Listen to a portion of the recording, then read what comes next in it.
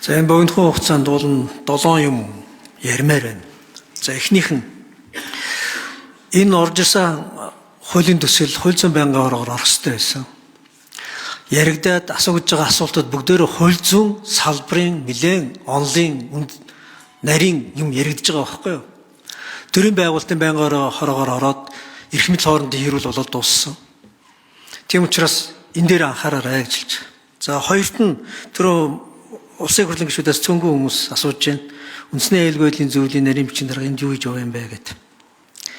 Монгол Улсын үндсэн хуулийн нэгдүгээр зүйл дээр Монгол улс бол тусгаар тогтносон бүр эрхт бүгд найрамдах улс мөн гэсэн үг гэдэг. Энэ бүр эрхт гэдэг шинжийг нэг зүйлээр илэрхийлдэг. Энэ бол парламент шийдвэр гаргах чадвараар илэрхийлдэг. Парламентын гишүүд шийдвэр гаргалтанд оролцохгүй байвал бүр эрхт байдлаа эвдэж гэнэ гэдэг үзүүлэлт байдаг. Тийм учраас тэр талаасаа одоо санаа зовж үндэсний аюулгүй байдлын зүйл орж ирж байгаа юм байна гэж би хувьдаа бол бодоод байна. За гуравт нь энэ хуульд авах ч юм байна, авахгүй ч юм байна. Тэр дундаа үндсэн хуультай зөрчилдсөн хоёр утга санаа байна. Маш том. Нэгдүгээрт Монгол Улсын үндсэн хуулийн дээр улсын хурл нэг танхимтай 126 гишүүнтэй байна гэсэн заалт байгаа. Тэнд улсын хурлын гишүүн улсын хурл тэдэн гишүүнтэй бас намаас бүрднэ гэсэн үг ерөөсөө байхгүй. Ард түмний мандат намд очдоггүй. Гишүүнд очдог. 126 гишүүнтэй байгаа шүү. Энэ үндсэн хуультай зөрчилж байгаа хамгийн гол агуулга бол ард түмний мандатыг нам руу шилжүүлэх гэж оролдож байгаа тэр заалт бол хамгийн аюултай заалт. Ардын нам жагсаалтаар орсон намын гишүүдэд өгөндөө оруулахын тулд нам доторх асуудлаа одоо үндсэн хуулийн зовлон болгож оруулж ирэхээ бол болох хэрэгтэй. Арай хэтэр чинь. За гуравт нь улсын хурлын бүр эрхийг талдаад байгаа юм биш үү гэдэг болгоомжлол байна. Хууль зүйн техникийн хувьд халдсан хоёр хууль орж ирсэн.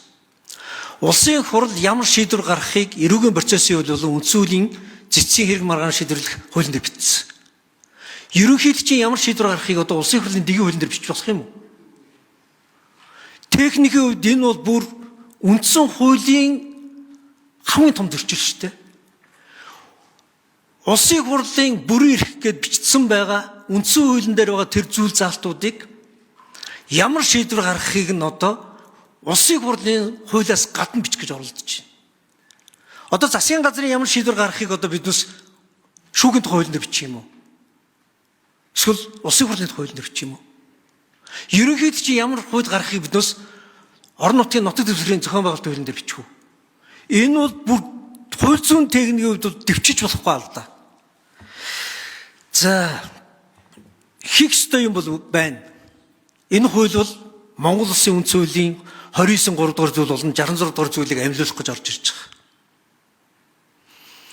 29 3 дугаар зүйл дээр тангараас нэцэж үндсэн хууль зөрчсөн бол гэж үг 19 онд ардын нам олоох байхдаа баталсан.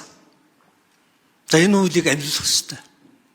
1992 оны үндсэн хуулийн 66 дугаар зүйл одоо хүртэл өөрчлөгдөг байгаа. Тэр 66 дугаар зүйл дээр 66-гийн 2-ын 3 4 2 дээр ямар албан тушаалтнуудыг үндсэн хууль зөрчсөн тухай улсын үндсэн хуулийн дэс дүгнэлт гаргах, ямар албан тушаалтнуудыг огцруулах болон эргүүлэн татахтай холбоотой үндсэн хуулийн дэс дүгнэлт гаргах тухай маш тодорхой бичсэн. Хууль санаачлагчид бол дутуу оруулж ирсэн. Тэнд 5 албан тушаал байна. Тэр албан тушаалуудыг бүгдийг нь оруулж ирэх хэрэгтэй. Ерөнхийлөгч, улсын их хурлын дарга, ерөнхий сайд, улсын их хурлын гишүүд. Бүтнээр нь за ажлын хэсэг хариулъя. Алтан гэрлийн бямб жаргал ажлын хэсэг шүү. За Тэмүүжин гишүүний асуултанд хариулъя. Ажил үүргээ хэрэгжүүлж байгаатай холбоотойгоор бас нэг жоохон сэтгэл хөдлөлийн шинжтэй юм болоод зарим нэг зүйл хэлсэн би тэндээсээ бас уучлалт хүсэх ёстой гэж бодож байна. Гэхдээ би хүсэх газраа бас хүснэ. Би тэгтээ өөртөө буруутгал өгч бас хэлсэн шүү. За нэгдүгээр.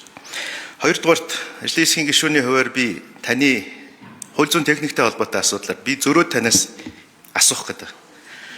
Хууль зүйн техникийн хувьд авч үзвэл зөвхөн энэ бүрийн эрхийг их хурл дээр бичдэг гэдэг юм зүйл байхгүй шүү дээ. Байхгүй.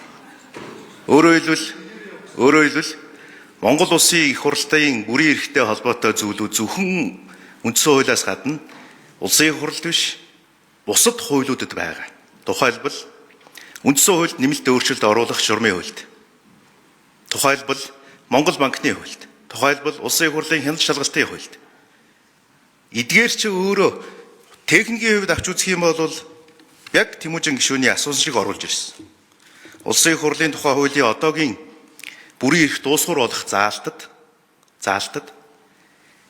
хизээ ямар нөхцөл бүрийн эрх дуусгуур болох вэ гэдэг агуулга дээр буюу энэ хуулийн төслийн 2 дугаар зүйл дээр энэ маань бас тусгагдж байгаа. Үүний дагуу цэцгийн процессын хуульд эрүүгийн процессын хуулиудад тусгагдж байгаа. Техникийн хувьд ерөнхийлөгчийн бүрийн эрхчдэр, их хурлын бүрийн эрхчдэр зөвхөн нэг хууль зохицуулна гэж бол байхгүй шүү дээ. Тийм боломж ч байхгүй. Хууль зүйн дид акт гэж нэрлэдэг. Дид акт бол бас дахиад эрх хэмжээ бүрийн эрхүүдийг бас шилжүүлдэг учраас энэ өөрөө хууль зүйн хувьд авч үзвэл хамгийн энгийнээр хэлэх юм бол хуулийг зөвхөн нэг хуулиар бүгдийг шийдэж болдог. Өөрөөр хэлэх юм бол хууль зүйн техникийн хувьд авч үзвэл дээрх хуулиуд биш бусад хууль тогтоомжийн хувьд бид нар цогцоож энэ чинь Монголын эрх зүйн тогтолцоо, Монголын хууль тогтоомж гэдэг ийм зүйл өөрөө бий болж байна. Хоёрдугаарт ерөнхийлөгчийн хууль санаачлалын бүрийн эрхтэй холбоотой асуудал түрүүн бас та хэллээ. Монгол Улсын үндсэн хуулийн дэглэмийн хүрээнд энэ асуудлууд өөрөө тодорхой болгох шаардлага байгаа учраас гарч ирж байгаа. Процедуралда процесс биш. Процесс гэдэг бол зөвхөн шүүхийн процессыг хэлдэг. Энэ процедурыг тодруулах үүднээс буюу энэ үндсэн хуулийн дэг журмыг тодруулах үүднээс 29-ийн 3-р 66-гийн 2-ийн 3-4 мөн түүний дараа байж байгаа заалтуудыг амжуулах зорилгоор буюу 66 дугаар зүйлийн 3 дахь хэсэг, энэ зүйлийн 2 дахь хэсгийн 1